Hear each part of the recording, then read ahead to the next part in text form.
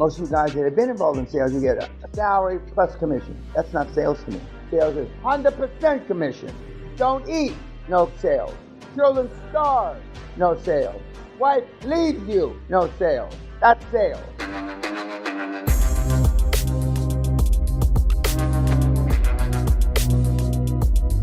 And I would imagine he'll spin it off either a giant healthcare company or he'll take it public. He'll hit the cash register since he knows nothing about it. But they're not going to want him to stay. Again, you don't want to believe. It's hard for you to conceive of that. How can somebody that knows absolutely nothing, zero? Remember, absence of evidence is evidence of absence. Yeah. In that part of the world, like in this example in Hungary, where would you take it public though? Like, Well, the Hungarians have a stock exchange. You wouldn't take it there. You take it probably in Munich on the German exchange. But he's going to add other assets. I'd imagine he's going to go from there to the other, Romania, Lithuania, Estonia. There's a whole bunch of them. And of course, now he's got giant momentum. He owns the biggest one. A hospital company that size building massive size of life. You're wrong, Walter. There's nothing special. You put together a truly world-class team, they will bring you assets because they believe, rightly or wrongly, that you can get the money. It's just like Josh said the first or second day. People bring him deals now because he knows how to get the finance. And this is the third deal they tried, and the second deal they didn't believe. And like he said, he wasn't good enough. Even with a world-class team, they haven't gelled yet. And I'm sure I say this, it's not because he ever told me this, it was a sense of desperation. He's into the deal by that time a year and 4 months, 3 months. So the squeaky wheel gets the grease. The harder you press, firm, friendly but firm.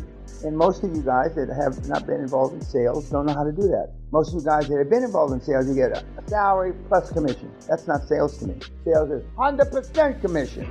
Don't eat, no sales. Children starve, no sales. Wife leaves you, no sales. That's sales. Yeah.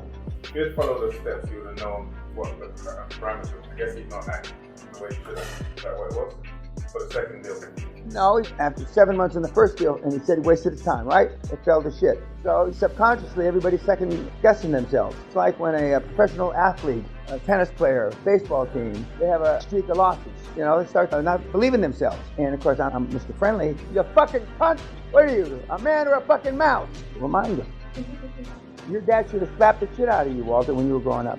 Everybody in this room should have had there's a great scene in the movie Cool Hand Luke with Paul Newman, and it's about a Louisiana chain gang. And the warden of the chain gang is standing up on a hill with two armed guards with guns, and the one armed guard who was the real bad guy had these sunglasses. And Paul Newman, who was a smart ass, he got caught, I forget what he did something. And he says, what we have here, this is the warden, standing up on the hill to Paul Newman, says, what we have here is a lack of communication. Bam! Hits him with a 2x4 in the side of the fucking head, knocks him down this hill, okay? What we have here is a lack of communication. Without selling, you can't make a sale unless you ask for the sale. What did he say the first words out of his mouth? Toastmaster. Most of you aren't going to join Toastmaster. Not just you. I mean, I'm not making this shit up. Most of you couldn't give a blowjob away to a fucking sailor on a fucking deserted island. Yet you won't take Toastmaster. And Dr. Joe said, Toastmaster, not as an observer, right? He said as a participant. You're all brain dead, don't you listen? Because you haven't had to learn how to convey your message. And it's not just conveying your message, you're selling yourself and the deal. The third one, they tucked up their pantyhose and they went out there and they convinced the guy. Actually, there was more than one owner, but it's more complicated than that. But anyway, they convinced the guy. Now he's on the front page of fucking magazines. So he's gone from the shit house to the penthouse in 18 months. And rich. It's not a bad scenario, actually. And they tell me he's smoother than baby shit now in his native language, not how you heard him just now. Now I'm happy is when I see it's the infants crawling and then walking and then running and it happens, and it's the thing that keeps me in this game, you know, because it's the same questions 52 weeks a year. Do I really have to call him? Do I have to go meet him? Do I have to give away equity? When can I get my first money out of the deal? Gets old. And if I didn't have thick skin and a bad memory, which I don't have a bad memory, the secret to good old age is a bad memory and thick skin. But now we showed you just about every kind of example. And thankfully, he was able to do it. This was the only time he could because he was busy with his acquisition, wasn't he, DJ? Yeah. And the biggest error that you kids make is once, especially when you make a big behemoth deal, you sit back and, just sit back on your laurels. And that's when you got to push the hardest. And he is. And so when Thomas says, okay, now what are you going to do now? The ink's dry, what are you going to do now? The new thing is when his chairman's acting as CEO. That's relatively new because they haven't been able to find a CEO. What's the takeaway? Y'all are fucking stunned, but Just do it. Just do it. That's the takeaway on all of them. Just do it. Seems cool, calm, Yeah, well, now. 5 months ago, he looked like a whore in church, you know. He looked like a cat on a hot tin roof. The hardest thing for him is to now push. Keep pushing. And then after he gets these 4 deals done, and then when you're the biggest, well, he's already the biggest there. I remember when Rick Scott made his first 5 or 6 hospitals, to keep pushing. Because when you have a goal to be the biggest healthcare company in the world, that sounds nice coming out your mouth.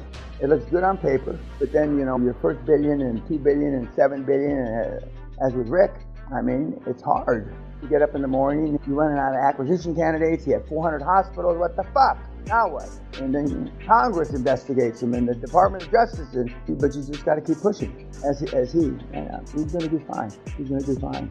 Anything else about him? Other than he said follow the steps, I think I'm positive he said, and I know it's easy to follow the steps, and that's what everybody says, but it is. There is no secret sauce, there are no tips other than following the steps. And you look all surprised when you say, how did you find your chairman? LinkedIn. Yeah. Use the template. Thank you, Walter. Use the template.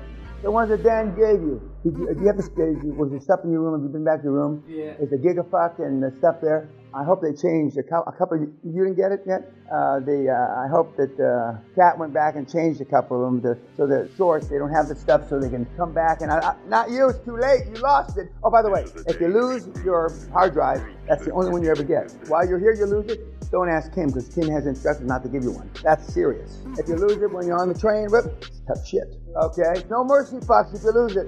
Walter, where's yours? I've not been back yet. Oh, Kat, good. You still got time, Kat. Brian, Monday. I don't know. Sure.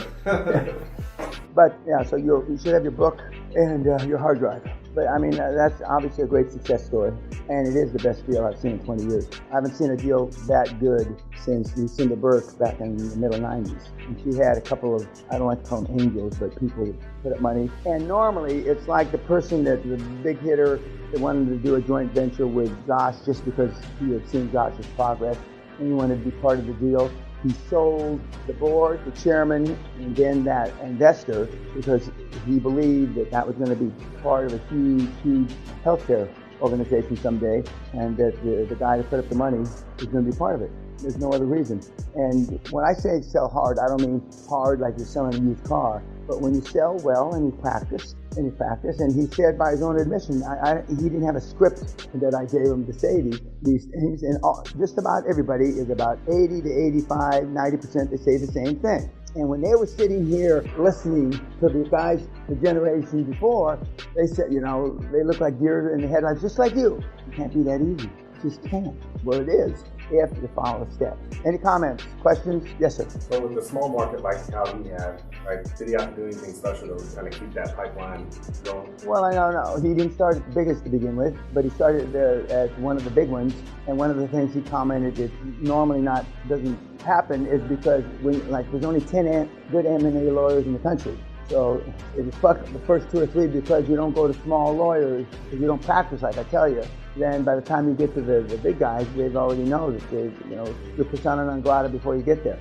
So, but he started small, and the firms that he's got, Baker McKenzie and PwC, are world class. You can't get any better than that. People tell me, you can't do it on a delayed fee basis. And that's not true, you can. If you follow the steps and you do it right. Okay, YouTube, thank you.